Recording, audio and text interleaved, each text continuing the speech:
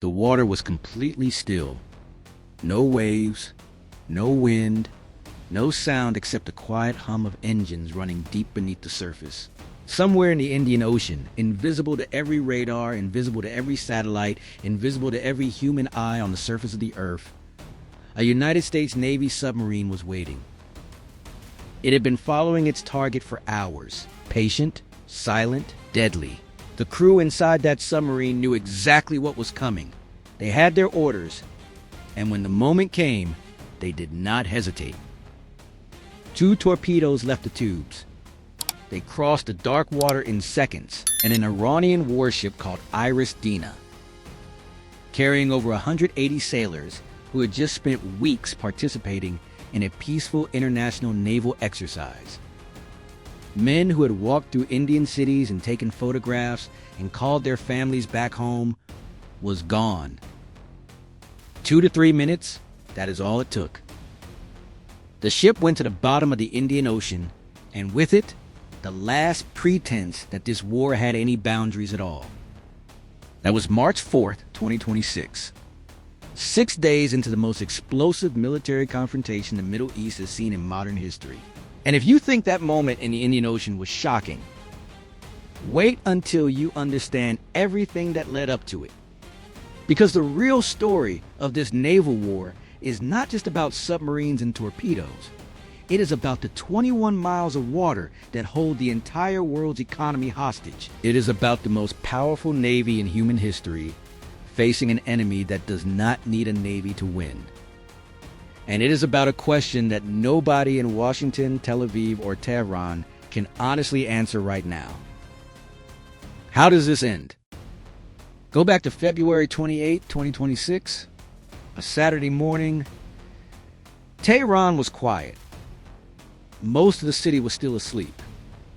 And then, before sunrise, the sky cracked open. The United States and Israel launched Operation Epic Fury. And in the first 12 hours alone, they delivered nearly 900 strikes across Iran. The very first targets, the ones hit before anything else, were Iran's air defense systems. Every radar installation, every missile battery, every command and control center that protected Iranian airspace.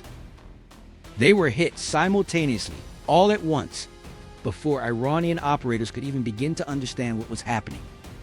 Within 24 hours, it was over. The United States and Israel had taken effective control of the sky above a country of 90 million people. In less than 1 day, Iran's airspace, the shield that stood between its cities and its enemies, had been ripped away completely. The supreme leader, Ali Khamenei, was killed in those first strikes, along with his family. His son, Mojtaba, who lost his father, his mother, his wife, and his own child, all in that single morning, would be named the new supreme leader days later. A man most Iranians had never heard speak, suddenly inheriting absolute power over a country that was already burning. But here's what the world needed to understand from the very first moment of this war. This was never only a war in the sky.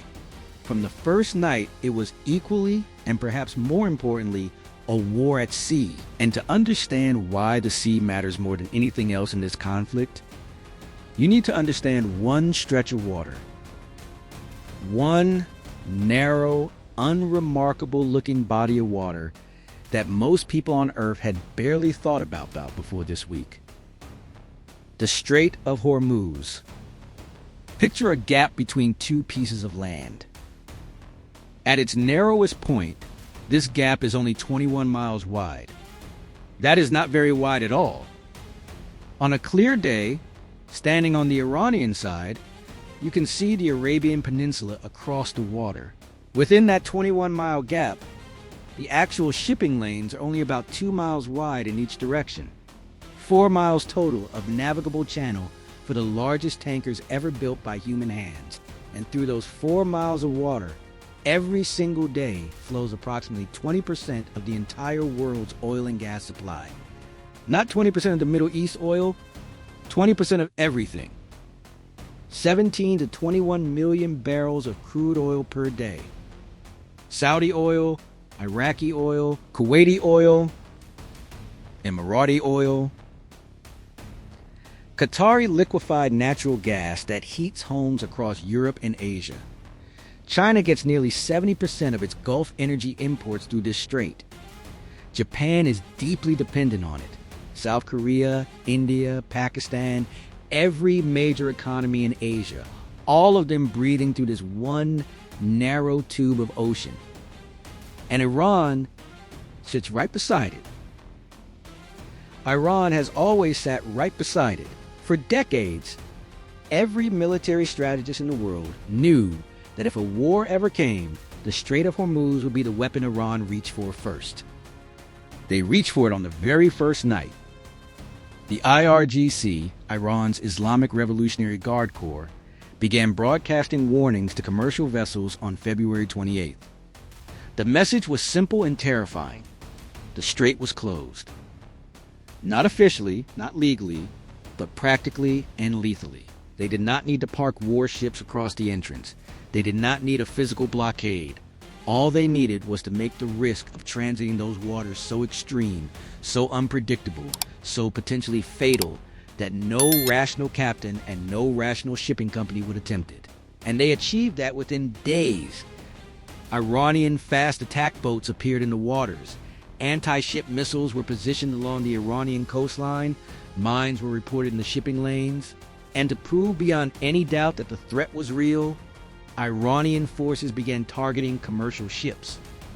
Vessels that had nothing to do with any military operation, ships carrying goods and fuel for ordinary people around the world. The tanker Stena Imperative, flying a U.S. flag, was struck twice while sitting at the port in Bahrain. A port worker was killed. 2 others were injured. Fires burned on the dock. The vessels Skylight and MKD Viam were hit off the coast of Oman. More tankers were struck near the strait itself, oil spilling into the water, crews abandoning ship in the darkness. Within days, the response from the commercial shipping world was total and immediate. Maersk suspended its Gulf routes. CMA CGM pulled its vessels back. Hapag-Lloyd stopped. MSC, one of the largest shipping operations in the entire world, suspended Middle East cargo bookings entirely. Not for a week, not temporarily, but indefinitely. Insurance companies announced that protection and indemnity coverage for ships attempting to transit the strait was no longer available at any price. Not expensive, not available. You could not insure a ship in those waters, even if you were willing to pay a fortune. Because no insurer on Earth would take that risk. And without insurance, no shipping company sends a vessel into a war zone.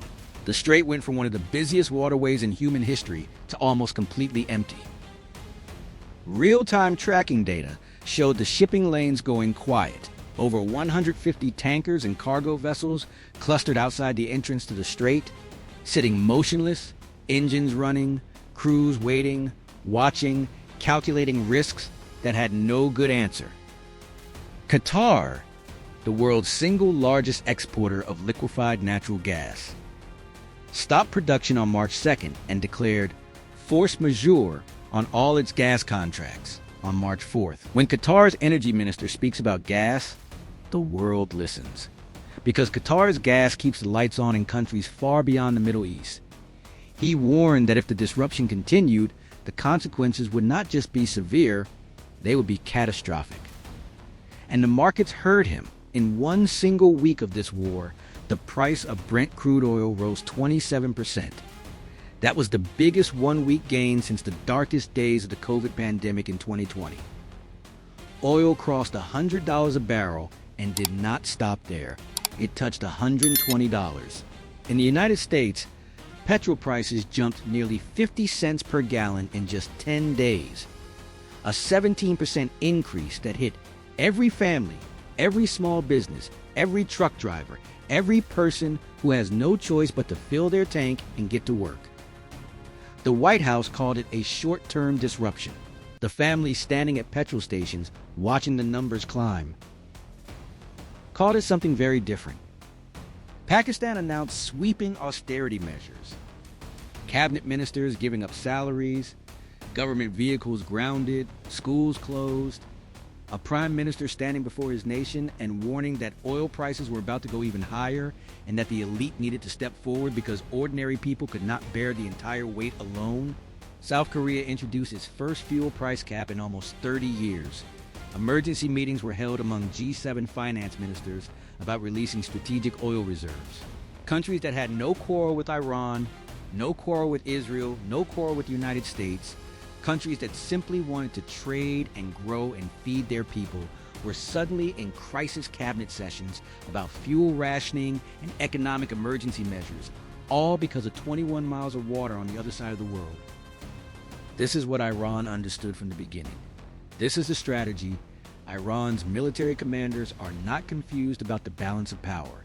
They know exactly what the United States Navy is capable of. They know that in a conventional naval battle, ship against ship, fleet against fleet, Iran loses completely and loses fast. So they never plan to fight that battle. They plan to fight a different battle entirely. Their strategy is not military victory. Their strategy is economic pain. The calculation that if the strait stays closed long enough, if oil stays above $100 long enough, if inflation climbs in enough American cities and enough Asian capitals and enough European homes, the political cost of continuing this war eventually becomes too high. A senior Iranian official named Kamal Harazi went on international television and said it plainly and calmly. Iran is prepared for a long war. Diplomacy is not currently on the table. The war ends when it causes enough economic pain. Not military pain, economic pain. He was not talking to soldiers. He was talking to every person on Earth who heats their home with gas and drives a car and buys goods that arrive on ships. That is who Iran is targeting now. That is the weapon they have left.